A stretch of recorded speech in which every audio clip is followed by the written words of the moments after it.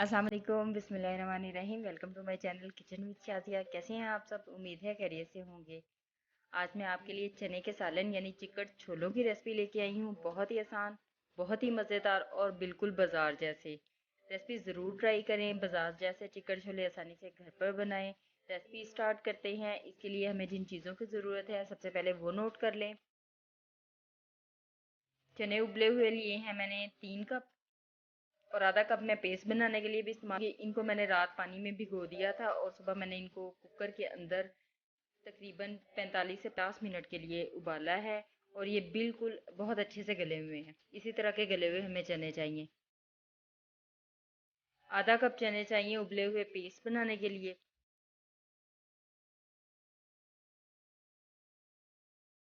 एक medium size का आलू चाहिए उबला हुआ। नमक चाहिए 1 चाय का चम्मच।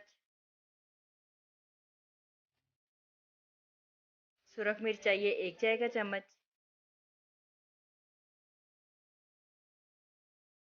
कुटी हुई सुरख मिर्च चाहिए 1 चाय का चम्मच।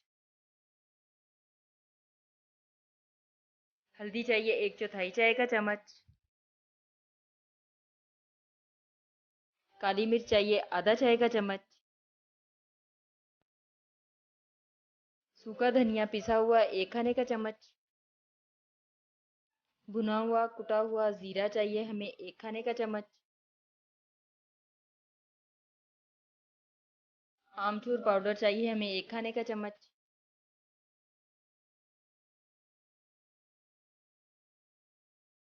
प्याज लिए हैं मैंने 2 मीडियम साइज के बारीक कटे हुए। बिल्कुल बारीक काट लें इनको। लहसुन अदरक का पेस्ट लिया है मैंने 2 खाने के चम्मच। सब्ज धनिया लिया है कटा हुआ। दही लिया है मैंने 4 खाने के चम्मच।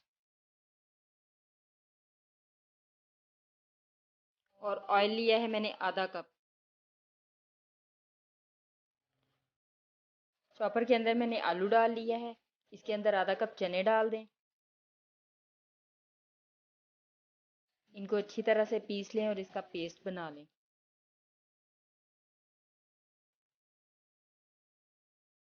एक बर्तन के अंदर ऑयल डाल लें, ऑयल को गर्म करें और इसमें प्याज डाल दें। प्याज़ों को हल्की आग पे फ्राई करना है, तेज़ आग पे नहीं करना, क्योंकि ये इतने बारीक कटे हुए हैं कि ये जल जाएंगे। जितनी हल्की आग पे इनको फ्राई करेंगे उतने ज़्यादा अच्छे ये फ्राई होंगे। हल्की आग पे लाइट ब्राउन कलर होने तक इनको फ्राई करें। लाइट ब्राउन कलर हो चुका है। अब इसके अंदर लहसुन अदरक का पेस्ट डाल दें। लहसुन अदरक के पेस्ट को भी अच्छी तरह से फ्राई कर लें।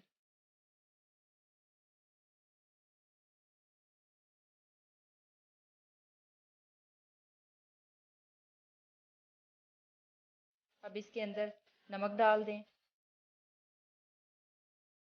सुरख मिर्च डाल दें। कुटी हुई सुरख मिर्च डाल दें। हल्दी डाल दें। अच्छी तरह से मिक्स कर लें।